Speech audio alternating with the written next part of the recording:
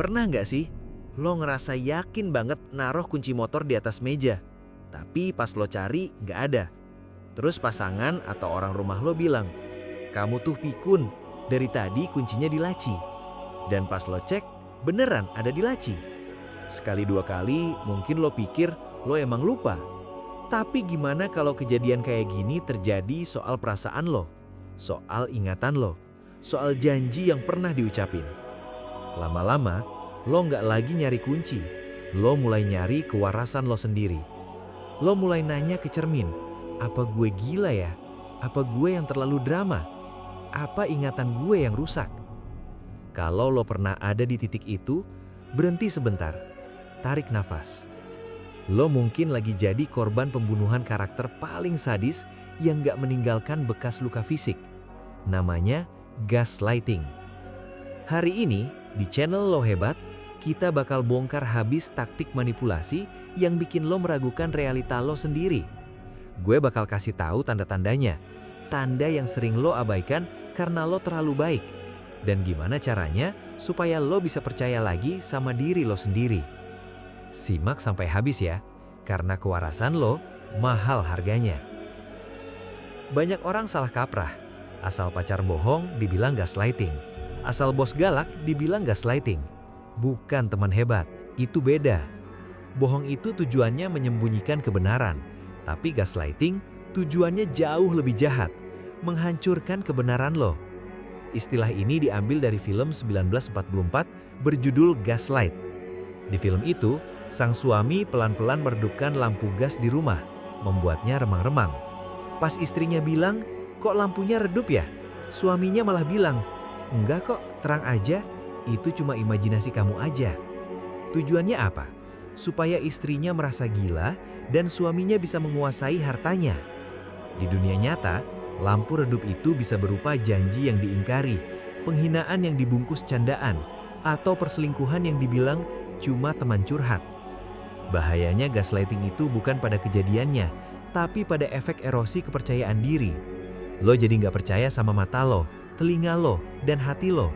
Lo jadi bergantung 100% sama si manipulator ini buat nentuin mana yang nyata, mana yang enggak. Itu serem bro.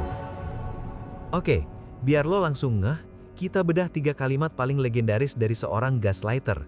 Kalau lo sering denger ini, red flag berkibar kencang. Ah, kamu terlalu sensitif.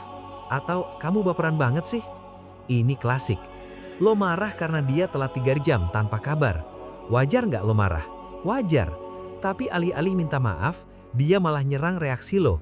Dia geser fokusnya. Dari kesalahan dia, telat, jadi karakter lo, sensitif. Efeknya apa? Lo jadi mikir, oh iya juga ya, harusnya gue nggak marah.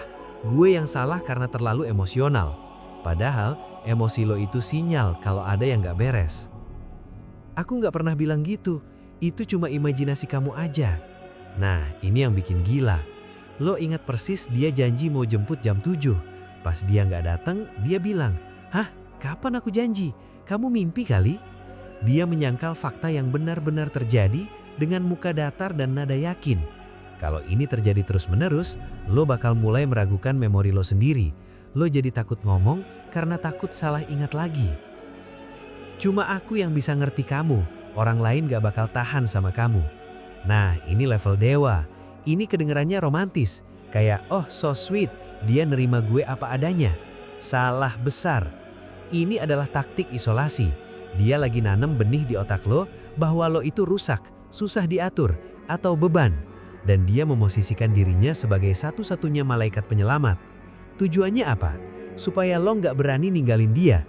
Supaya lo mikir, kalau gue putus sama dia, siapa yang mau sama sampah kayak gue? Jahat kan?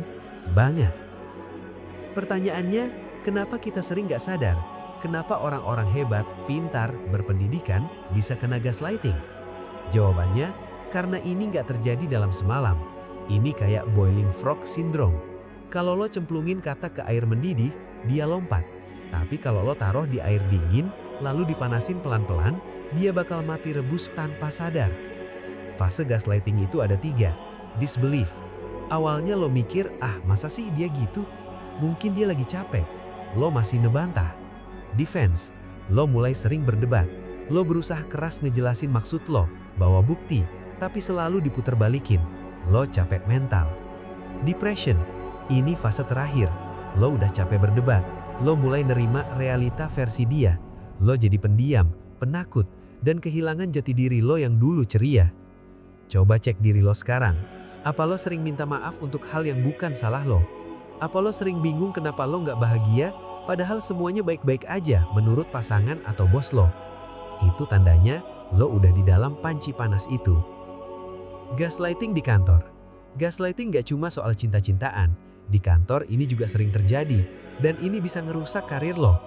Contoh, lo ngerjain proyek A sesuai arahan bos. Pas presentasi, hasilnya dikritik habis-habisan sama big boss. Bos lo, si gaslighter ini, bukannya nebelain, malah bilang di depan semua orang, "Kan saya bilang jangan pakai cara itu, kenapa lo ngeyel?" Lo shock, jelas-jelas dia yang nyuruh, tapi karena dia punya kuasa dan dia ngomong dengan sangat yakin, lo jadi diem. Pulang kerja, lo mikir, apa gue yang salah dengar instruksi ya?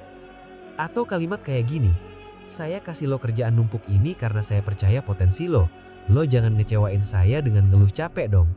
Ini manipulasi biar lo kerja rodi tanpa kompensasi, dibungkus kata-kata manis potensi.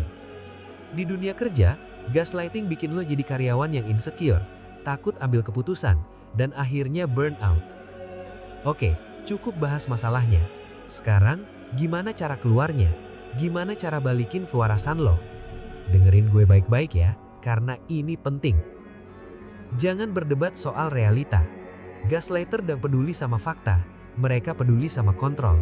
Kalau lo bilang A dan dia bilang B, jangan abisin energi buat buktiin A. Stop jelasin diri lo. Stop justifikasi. Bilang aja, "Oke, kalau itu ingatanmu, tapi ingatan gue beda."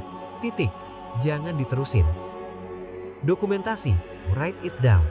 Karena musuh utama lo adalah keraguan ingatan, maka solusinya adalah catatan. Habis meeting sama bos toksik, kirim email summary. "Pak, sesuai pembicaraan tadi, Bapak minta A, B, C ya." Sama pasangan, tulis di jurnal harian atau voice note ke diri sendiri pas kejadian berlangsung. Pas dia bilang, "Aku nggak pernah bilang gitu," lo buka catatan lo. Bukan untuk didebatin ke dia, tapi buat bukti ke diri lo sendiri bahwa lo nggak gila. Teknik Grey Rock. Jadilah batu karang. Gaslighter itu makanannya adalah emosi lo. Kalau lo nangis, dia menang. Kalau lo teriak, dia menang. Jadilah membosankan kayak batu karang. Jawab seperlunya aja. Ya, tidak. Oh gitu. Pas dia bilang kamu sensitif banget, jawab aja datar. Oh oke. Pas dia nggak dapat reaksi emosional, dia bakal bosan dan kehilangan powernya atas lo. Cari second opinion. Cerita ke temen yang waras. Tanya mereka, menurut lo wajar nggak sih kalau gue marah gara-gara ini?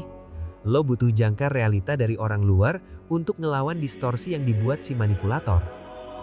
Teman hebat, gue tahu rasanya. Keluar dari jeratan gaslighting itu susah. Rasanya kayak bangun dari mimpi buruk, kepala pusing, dan hati masih deg-degan. Tapi gue mau ingetin satu hal. Intuisi lo itu ada buat ngelindungin lo. Kalau perut lo mules, dada lo sesak tiap kali ngobrol sama dia, itu badan lo lagi teriak, "Lari, ada yang salah." Percaya sama diri lo lagi. Lo nggak rusak, lo nggak gila, lo cuma lagi ada di lingkungan yang salah. Mulai hari ini, ambil alih remote control otak lo. Jangan kasih orang lain izin buat ganti channel realita lo seenaknya. Kalau lo ngerasa video ini ngebuka mata lo, atau lo punya pengalaman di gaslighting, tulis di kolom komentar. Let's heal together. Jangan lupa like dan subscribe kalau lo mau terus bertumbuh jadi versi terbaik diri lo. Gue Restu, ingat, lo hebat.